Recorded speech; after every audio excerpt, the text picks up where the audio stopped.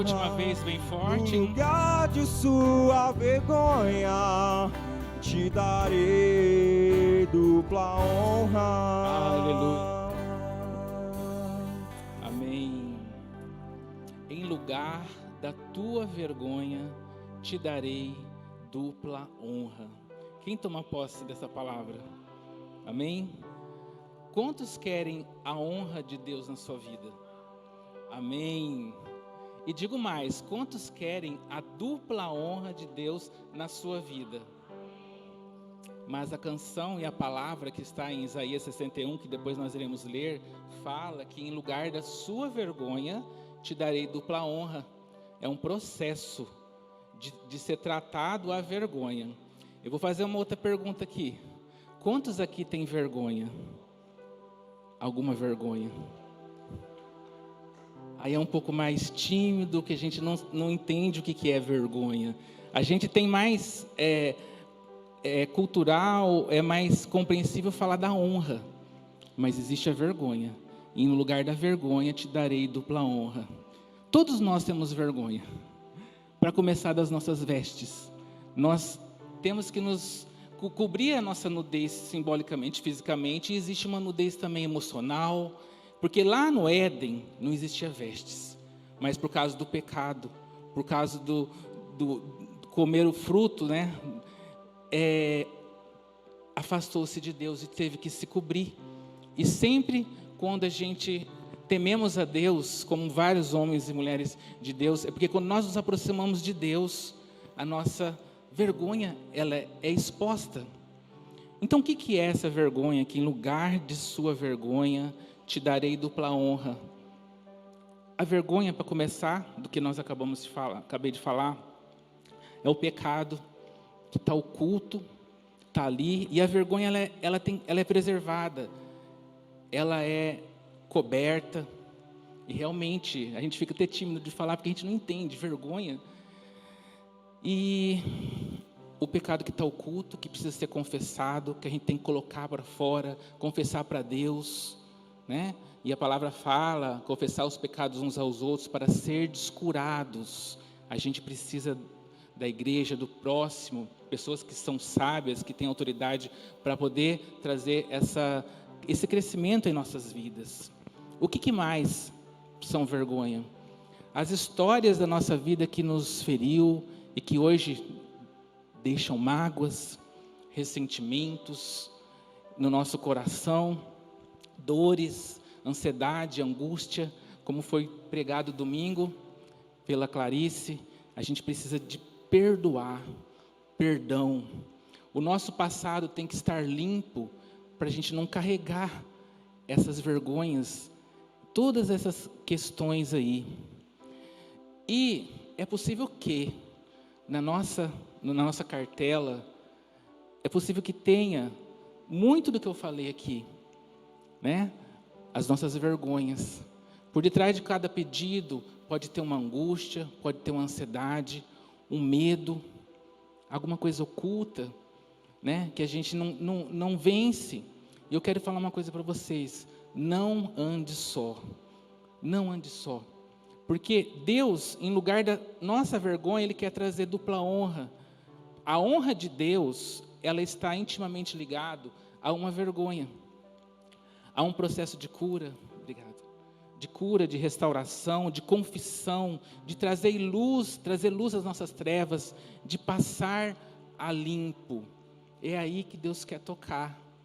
Eu não conheço a tua história, vocês talvez também não conhecem a minha, algumas pessoas a gente tem mais proximidade, intimidade, mas Deus sabe o que você colocou na sua cartela, amém? E por detrás de cada pedido, por detrás de cada necessidade, de falta né, tem uma história. E Deus é muito mais e maior do que a satisfação dos nossos pedidos. Amém? Como foi orado, foi falado, que se Deus fizer ou não fizer, Ele continua sendo Deus. E por detrás de cada pedido, por detrás de cada necessidade, nós temos que aprender a depender primeiramente de Deus. E aquela falta ali precisa ser preenchido por Deus. porque Deus conhece as nossas carências, Ele sabe tudo o que precisamos, os seus ouvidos estão atentos para ouvir as nossas petições. Então, bem antes de se transformar em pedido, Deus sabe qual que é a carência, qual que é a necessidade. E o processo de Deus é transformar a vergonha, transformar o medo, a ansiedade em dupla honra, em cura e restaurações. Porque o próprio Cristo falou que no mundo tereis aflições, mas saiba que Ele venceu o mundo. E se Cristo venceu o mundo e nós estamos em Cristo, nós também somos mais que vencedores, amém? Somos mais que vencedores. O reino espiritual, ele é muito real e ele é muito mais forte do que nós pensamos. A palavra fala que não conformeis com este mundo. E o reino espiritual, ele tem que ser conquistado à força, com perseverança, com disciplina. Nós estamos acostumados mais com nossa vida de cuidados com o físico, né? Com o corpo, trabalho, até mesmo questões emocionais, mas nós precisamos ter disciplina espiritual. E o mundo jaz do maligno. E a partir do momento que nós viemos para Cristo, nós nos convertemos, a conversão ela é contínua, a cada dia, de glória em glória. Quantos entendem o que eu estou falando? Amém? E esse transformar a vergonha em dupla honra, Deus oportuniza e permite situações na nossa vida para trazer crescimento, para trazer dependência única e exclusiva dEle. E todas as coisas cooperam para o bem daqueles que amam a Deus. Quantos amam a Deus? E o processo de Deus, para trabalhar nessas vergonhas, nós citamos aqui pecados, mágoas, ressentimentos, dores, ansiedade, falta, é doloroso, é fogo consumidor, mas é necessário, porque Deus tem algo cada vez mais e maior para a nossa vida. Então a gente tem que resistir ao diabo, que o diabo fugirá de vós. Mas dentro desse versículo diz o seguinte: sujeitai-vos, pois, a Deus, resisti ao diabo, que ele fugirá de vós. E esse diabo que a gente fala é uma força. Os inimigos da nossa alma não têm ética, não têm compaixão, vêm com fúria contra nossas vidas. E é possível que talvez muitas situações que nós colocamos nas nossas cartelas é fruto de histórias, de situações que nós vivenciamos, mas que Deus quer transformar essa vergonha e essa história em dupla honra. Então nós vemos o seguinte: a vergonha e a honra. Deus trata da nossa vergonha no silêncio. Deus não nos expõe, porque Ele é Pai, né? Deus trata da nossa vergonha. Tem muitas lutas e tem muitos sentimentos que às vezes só você sabe e só Deus sabe. Mas o diabo também sabe e quer nos atacar e tudo mais e nos destruir. E a vergonha é preservada. Deus trata nos quebrantamentos, quando a gente está lá diante de Deus, buscando ao Senhor. E nessas situações que eu estou falando aqui, eu digo, não fique só. A gente precisa, porque a palavra de Deus fala em Provérbios 18, que nós não devemos nos isolar. Porque aqueles que se isolam, insurgem contra a verdadeira sabedoria de Deus e buscam o seu próprio interesse. Deus trata conosco no silêncio. E quando a gente vence no quebrantamento, e sempre tendo alguém, né, que a gente caminha junto, aquela vergonha, aquela situação que nós passamos, Deus vai trazer a dupla honra. Quantos aqui não já teve situações na sua vida que a gente venceu e hoje a gente pode testemunhar e ser autoridade na vida das pessoas, amém? Não é assim? Então, e tem pessoas que são instrumentos de Deus que preservam a nossa vergonha, que a gente pode compartilhar e confessar. E ela celebra a nossa honra, porque não é todo mundo que fica feliz com a nossa honra. Não é todo mundo, tem pessoas que se incomodam com a nossa honra. E nós vemos na Bíblia, na palavra de Deus, que são pessoas próximas muitas vezes, né? Até mesmo da família, até mesmo que professa a mesma fé. Jesus Cristo teve um discípulo, né, que o traiu. E essas situações nos deixam sequelas, né? Nos deixam assim, decepções, mas a decepção também Deus cura, trata e traz dupla honra para que a gente possa conseguir confiar novamente. Certa vez eu estava, né, fazendo um acolhimento, uma escuta. Não foi só uma vez que aconteceu isso. E a gente sempre fala, você precisa de amigos. A gente usa um termo técnico, você precisa de rede protetiva, pessoas de apoio, que são, né, irmãos e tudo mais. Aí a pessoa fala, não, mas eu não tenho amigos. Eu não tenho amigos. Mas por quê? Porque eu não consigo confiar. Então não é que você não tem amigos, a pessoa, é que você não consegue confiar. Porque, na verdade, a base do amor, do afeto, é confiar. Porque quando a gente tem no nosso coração que eu não consigo confiar, a gente se isola. E quando a gente se isola, a gente é suscetível aos ataques do inimigo. Então isso precisa ser restaurado. Porque quando a gente consegue confiar, a gente vai olhar ao nosso redor e vai ter discernimento de encontrar pessoas, porque a gente não pode andar sozinho. Eu quero falar uma coisa aqui para você, que talvez a gente sempre é meio que cultural no meio evangélico, falar assim, não, eu falo tudo para Deus, eu resolvo tudo com Deus, eu não falo com ninguém, não tenho que falar com ninguém, eu resolvo tudo para Deus, amém.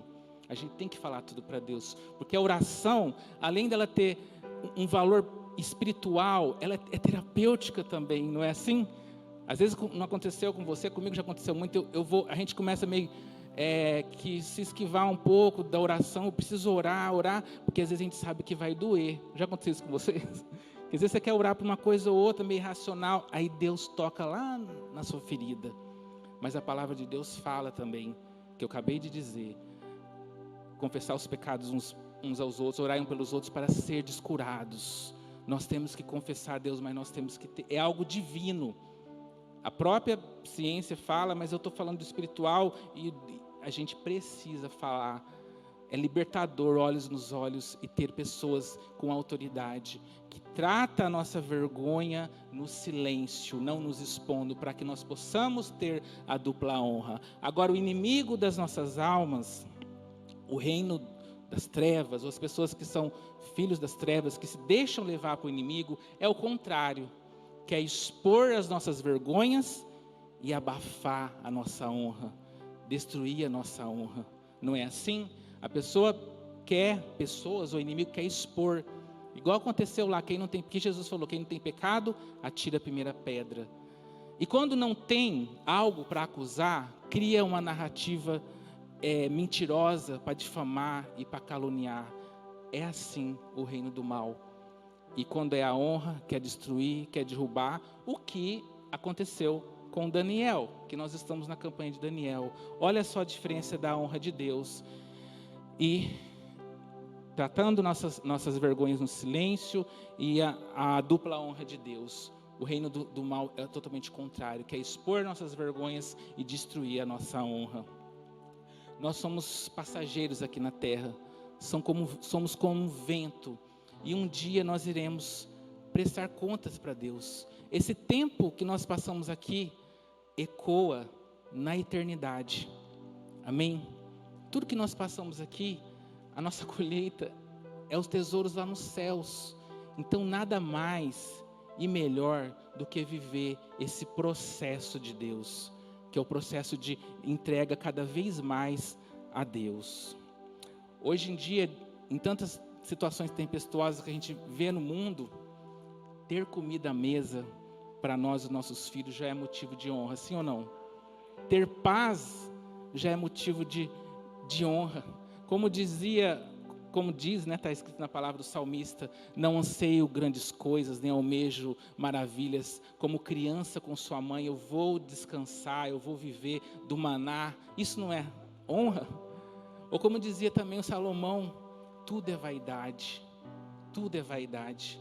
Então tem um processo de Deus na nossa vida, lá em Isaías 61, vamos ler rapidinho, que é um dos textos mais tremendos, né, da palavra de Deus, que é Isaías 61. Vamos ler rapidinho a partir do versículo 1. O Espírito do Senhor Deus está sobre mim, porque o Senhor me ungiu para pregar boas novas aos mansos. Enviou-me a restaurar os contritos de coração, a proclamar liberdade aos cativos e a abertura de prisão aos presos, a apregoar o ano aceitável do Senhor e o dia da vingança do nosso Deus, a consolar todos os tristes, a ordenar acerca dos tristes de Sião que se lhes dê glória em vez de cinza, óleo de gozo em vez de tristeza, vestes de louvor em vez de espírito angustiado, a fim de que os se chamam árvores de justiça, plantações do Senhor, para que seja glorificado, e edificarão os lugares antigamente assolados, e restaurarão os anteriormente destruídos, e renovarão as cidades assoladas, destruídas de geração em geração. E haverá estrangeiros que apacentarão os vossos rebanhos, e estranhos serão os vossos lavradores e os vossos vinhateiros. Porém, vos sereis chamados sacerdotes do Senhor, e vos chamarão ministro do nosso Deus. Comereis da riqueza dos gentios, e da sua glória vos gloriareis. Em lugar da vossa vergonha, tereis dupla honra. Leia, ore esse capítulo na sua casa. Vocês viram o que tudo Deus fez e o que Ele tem de promessa para a nossa vida? Em lugar da nossa vergonha, Ele vai transformar em dupla honra. Nós pedimos a Deus, nós temos que pedir, mas eu quero falar alguma coisa aqui para você. Nós precisamos ter gratidão. O que é a gratidão? A gratidão é estar grato, né, com aquilo que eu já tenho. Porque quando eu estou grato com o que eu já tenho, o pedido vai ser uma consequência. A gente pede, mas a gente tem que ser grato com o que a gente já tem. A gente não pode viver e focar somente na falta, porque quem vive pela falta, na falta vive. Antes de eu sentir uma falta, eu tenho que ser grato pelo que eu tenho. Nós acabamos de falar das coisas simples, e a gratidão é algo que traz saúde emocional, espiritual para a nossa vida, e até mesmo saúde física. Quantos estão entendendo o que eu estou falando aqui? Amém? Por coisas pequenas da nossa vida, tem até uma canção que fala: obrigado, Jesus, pelo ar que eu respiro, pelo sol. O fato de poder estar respirando é motivo de gratidão. E eu vou citar aqui os 10 leprosos. Eles estavam com lepra, e Jesus é misericordioso. E os 10 leprosos, creio que todos conhecem a história, chegou a ter Jesus clamando por cura. E existe todo um porquê deles terem aquela lepra. E Jesus curou os 10 leprosos, e somente um aceitou o processo. Somente um chegou a ter Jesus, primeiramente foi grato, e passou a depois testificar e contar as bênçãos que Jesus fez na vida dele. Aquele leproso, que é somente um, ele aceitou o processo de intimidade, de glória em glória, a buscar a Deus. Agora os 9 foram embora. É possível que eles devem ter voltado aos costumes, às condutas, e a lepra deve ter voltado, seja ela física, emocional ou espiritual. O evangelho é de profundidade, não é somente de receber, porque às vezes, o que aconteceu ali? Eram 10 pessoas, né? E aí, 9 delas receberam e não foram gratas, depois se distanciou de Deus. Agora uma aceitou continuar, e foi grata, e aceitou o processo de intimidade. Quantos estão entendendo o que eu estou falando? Amém? Agora, Jesus e os 2 ladrões na cruz. Imagina, que discernimento espiritual você está ali, crucificado com Cristo, passando pelo mesmo cálice de Cristo. Teve um que falou o seguinte: tu não és o Cristo? Então tira-nos daqui. É possível que, se Jesus tivesse tirado ele dali, ele ia embora como os 9 leprosos e não teria intimidade com Cristo. Agora o outro falou que ele confessou que ele tinha motivos para estar ali, Jesus não. Ele reconheceu o Cristo como o Salvador, e o próprio Jesus falou: estarás comigo no paraíso. Vocês viram a diferença? Um não aceitou o processo, só queria o desejo satisfeito. O outro, ele se condicionou a ir para a cruz, porque a palavra fala: pegue a sua cruz e siga-me. O evangelho é um evangelho de cruz. Ainda que a dor me una a ti, eu quero mais perto estar de ti. Não tem uma canção que fala sobre isso? Amém? Então, nós vimos aí 9 pessoas que foram distantes do processo e um que acabou perdendo a salvação ali do lado de Cristo. Então, quem está distante do processo só busca coisas aqui fora. Agora, quem está no processo busca de dentro. A palavra de Deus lá em Mateus 22, 37, pode projetar, por favor? Fala que é para nós amarmos a Deus de todo, olha lá, amarás o Senhor teu Deus de todo o teu coração, de toda a tua alma, de todo o teu entendimento, de todo o coração, sentimento, né? De toda a nossa alma e de todo o nosso entendimento. Muitas vezes o nosso entendimento, a nossa razão nos distancia de Deus, o intelecto. A gente tem que consagrar a nossa razão, né? Naquilo que eu não vejo, porque aqui a gente só vai se levar por aquilo que eu vejo.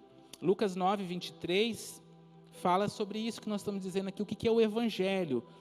Lucas 9, 23 dizia a todos: se alguém quer vir após mim, a si mesmo se negue, dia a dia tome a sua cruz e siga-me. O evangelho é de cruz, é de negar a si mesmo. O evangelho é comparado a uma espada. Esses dias eu ouvi esse termo, né? Ele não é comparado a um travesseiro. É diferente a espada do travesseiro? O evangelho, ele não é tão confortável. Porque é espada. Por que é espada? Porque nós vivemos no mundo espiritual. E nós temos que guerrear com a espada. Primeiro vem a espada, depois vem o travesseiro do refrigério, amém? Porque buscai primeiro o reino de Deus e as outras coisas vos serão acrescentadas. O evangelho também tem o refrigério, mas nós sabemos que a gente tem que estar com a espada desembainhada nesse mundo que jaz do maligno.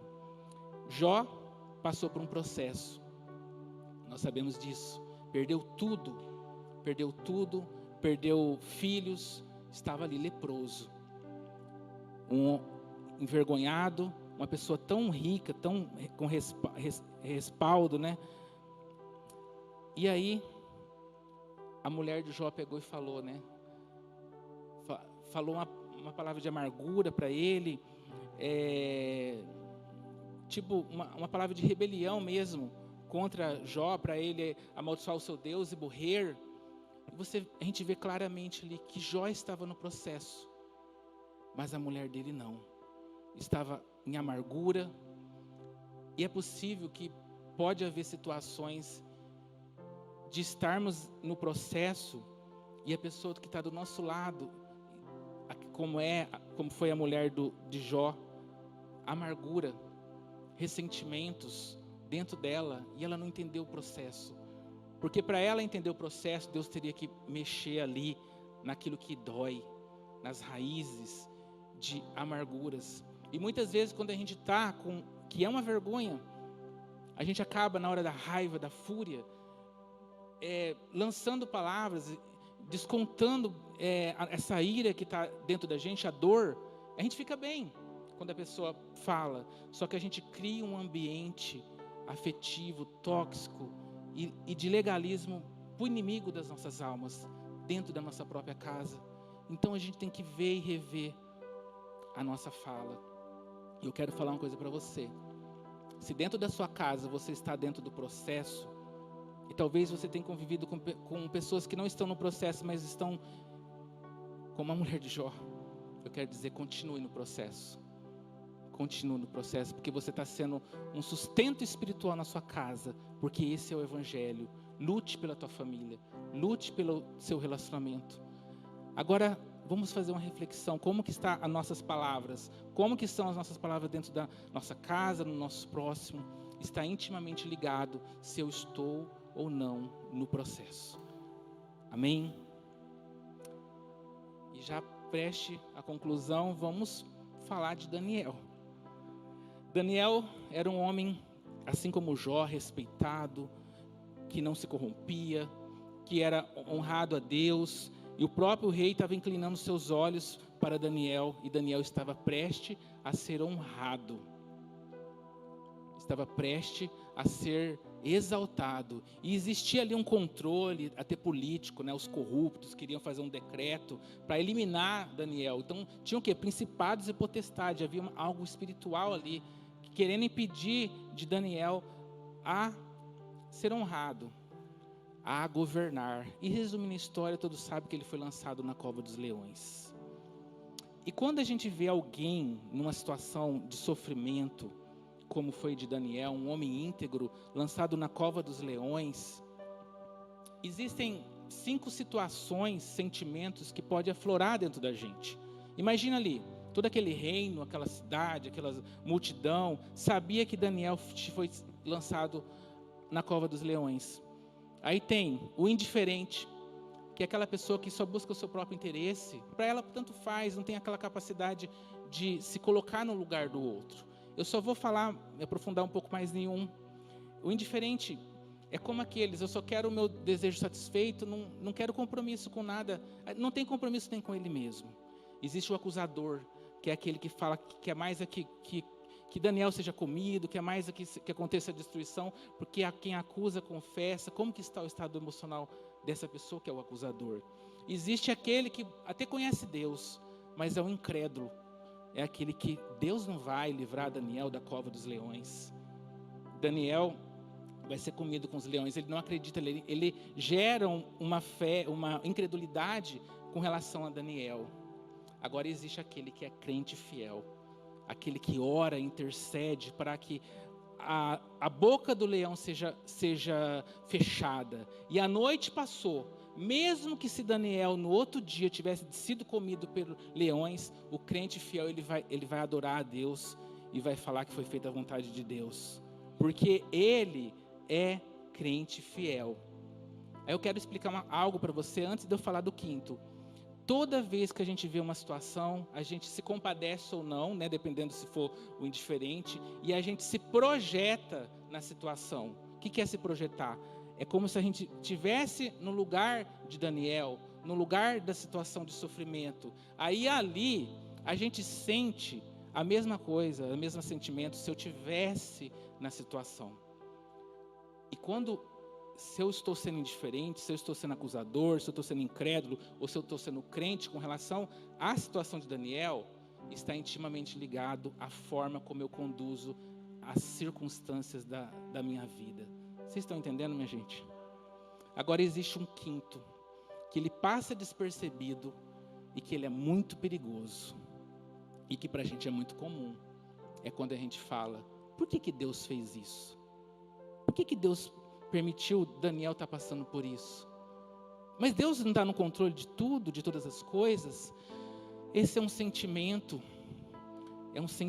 de um veneno diabólico de rebelião, que era o mesmo sentimento que estava no coração da mulher de Jó. Amaldiçoa o teu Deus e morra. Vocês estão entendendo, gente? Questionar Deus, a gente pode até questionar. Deus, por que eu estou passando por isso? Por que está acontecendo isso na minha vida? Mas lá na intimidade, Deus vai poder mostrar para você, ou mesmo não. Quantas vezes a gente não passou por situações, aí lá na frente a gente foi entender o porquê dos porquês, amém?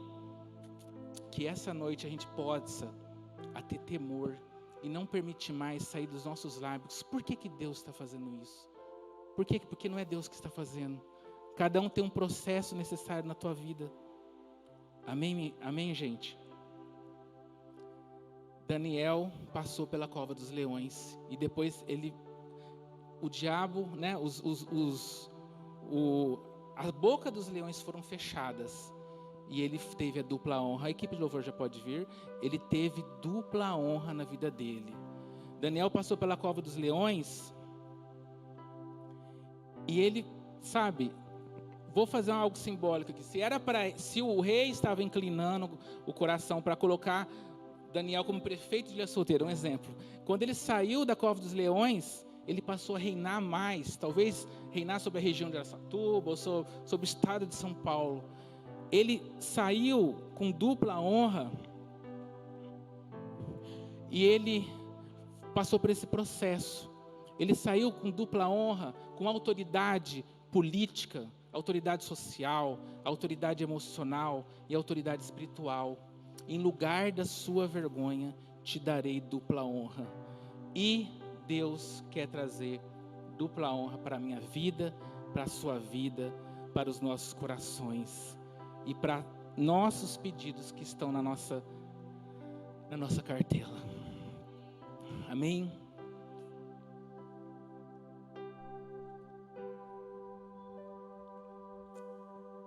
Em nome de Jesus. Deus conhece as nossas carências. Ele sabe tudo o que precisamos. Seus ouvidos estão dispostos a ouvir as nossas petições, as nossas carências. Deus sabe de todas as coisas. Eu quero compartilhar algo aqui com muito temor.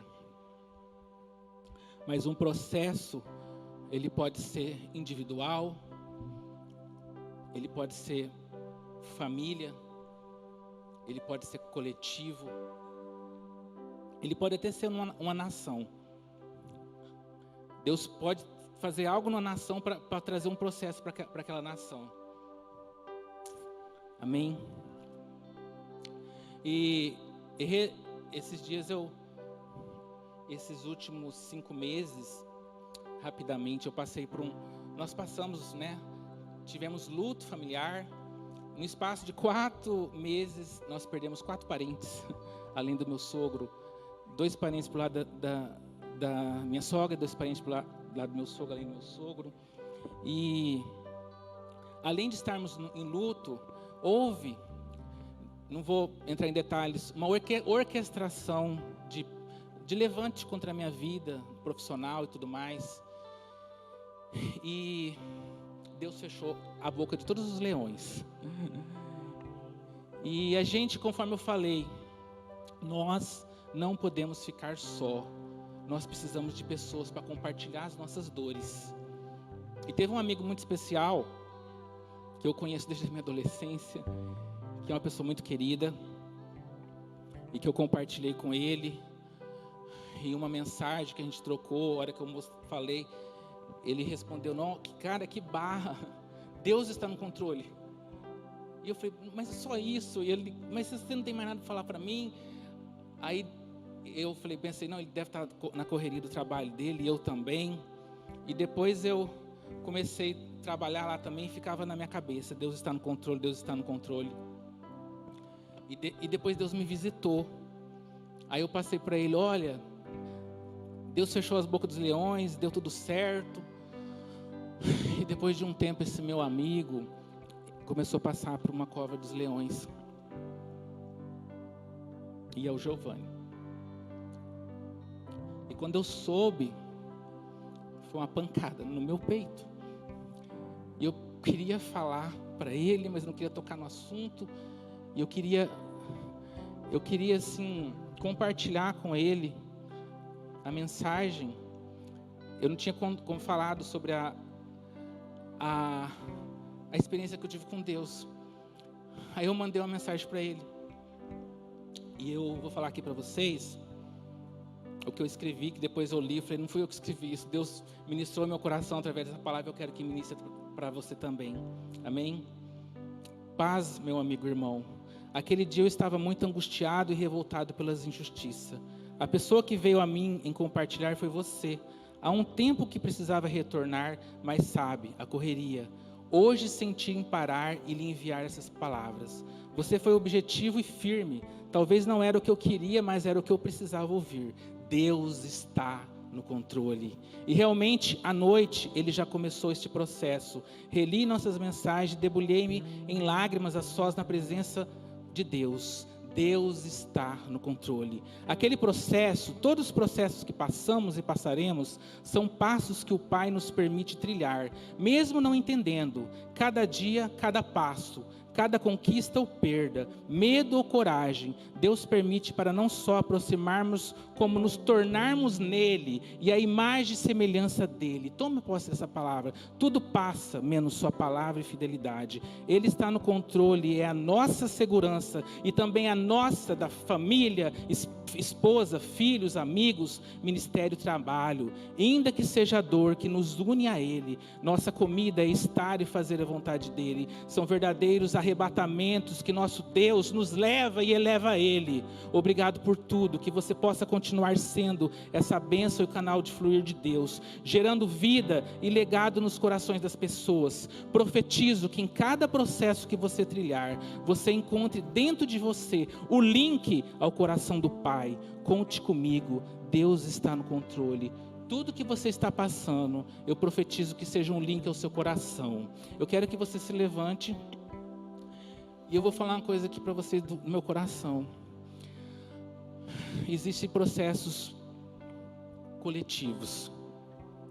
O Giovanni está passando por uma prova, conforme eu falei. Eu falei para ele, é um quarto de um século que ele tem dedicado a Deus. E a gente tem vivido testemunhos e tem chegado a ele, porque é a autoridade de tantas sementes que ele colocou no coração das pessoas, pessoas vendo e revendo, pessoas voltando para Cristo, a galera lá do começo voltando a Cristo. E ao mesmo tempo, pessoas que são de outras religiões, falando que eu nunca orei por alguém, nunca rezei, está rezando e orando por ele. É um processo, tudo isso, coletivo. A gente tem que entender o que está acontecendo no reino espiritual. O Giovanni está passando por uma cova dos leões. É um processo dele, mas é um processo nosso também, enquanto corpo, enquanto igreja. Porque a igreja se coloca, se projeta e vai para a cruz por todos os entes queridos. E eu quero dar uma notícia aqui. Eu falei para o Giovanni, você está pregando sem falar. Você está pregando muito mais de quando você estava aqui no altar, mesmo ele estando lá, porque o legado que ele tem no nosso coração está trazendo vidas para mais próximo de Deus. A gente não entende, mas eu quero dizer uma coisa para vocês. O corpo do Giovanni está momentaneamente enfermo, mas a alma dele está quebrantada diante de Deus, e o espírito dele está na plenitude do Espírito Santo. Se ele, que é o protagonista, não está questionando, e todo o tempo ele fala, Deus está no controle, Deus está no controle. Quem somos nós, eu ou você, para questionarmos por que Deus faz isso? Amém, gente? Que nós possamos abrir os nossos lábios na vida do Giovanni, na vida, e profetizar na autoridade que foi delegada no nome de Jesus, que os cravos da cruz neutralize a letalidade, neutralize a malignidade desses tumores, que os anjos do Senhor possam trazer brasas vivas do altar, e tocar nesse cérebro, tocar nesses tumores, e fazer esses tumores serem mortos, em nome de Jesus. E a gente falou que é uma guerra, e no final de tudo, Deus será louvado e Deus será restaurado, em nome de Jesus. E agora eu quero falar para você, de tudo que nós lemos, de tudo que nós falamos, fecha os seus olhos. Existe a ansiedade, existe a angústia dentro do seu coração. Cada pedido que Deus colocou na tua vida, opte pelo processo de Deus. Opte pelo processo de Deus. E nós iremos cantar essa música, que é um hino que Deus colocou no coração do Giovanni. E você vai cantar, e eu quero que você assuma um compromisso. Toma posse dessa palavra, mas olha aqui, rapidinho. Vamos assumir um compromisso hoje, não comigo. Você vai assumir compromisso com você e com Deus. É muito temor, nunca mais vai sair dos meus lábios e dos seus lábios. Por que Deus faz isso? E por que Deus permite? Se Deus tem controle sobre tudo, por que tem guerras? Por que tem crianças sofrendo? Não fale mais isso, porque não é Deus. Vamos entender o processo. No mundo, na igreja, na vida das pessoas e na nossa vida. Porque em lugar da tua vergonha, te darei dupla honra. Amém? Aleluias. Canta com toda a força do teu coração. Quando tudo parecer impossível, quando as circunstâncias contrárias forem, quando o sol não puder aquecer, mesmo assim eu vou crer. Em nome de Jesus, Senhor. Somos igreja, Quando os olhos somos não corpo enxergam e cremos no caminho, sobrenatural do Senhor. o Cremos som das águas eu não ouvi, que a perfeita vontade de Deus, ela é assim viva no nosso sei que coração. Deus está Em nome de Jesus, nós abençoamos cada vida aqui, Senhor. Aos enfermos de corpo, aos enfermos de alma, Senhor Jesus. O Senhor conhece os pedidos. Os nossos pedidos nós colocamos diante do Senhor, colocamos diante da cruz, porque o Senhor é o Deus de toda louvor. Aleluia! A autoridade nessas palavras, Senhor. Mudará, minha sorte transformará, o meu choro em riso dará. Aleluia! Uma nova visão eu vou crer. Novamente, eu vou crer.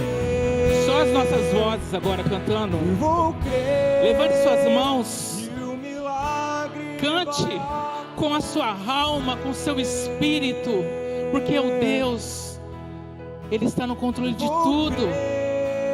Que nós possamos viver, nós podemos viver essa dependência do controle de Deus em nossas vidas, em nome de Jesus.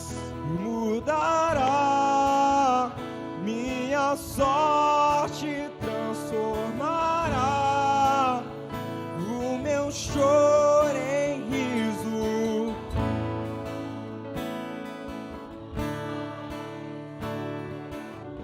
Pela última vez agora, todos juntos, bem forte ao Senhor.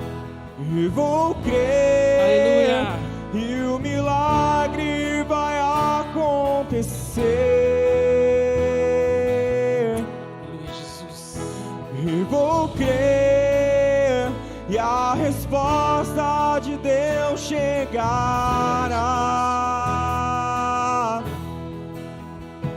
Mudará, minha sorte transformará, o meu choro em riso, uma nova visão eu vou crer. Eu vou crer. Você pode aplaudir o Senhor com toda a força.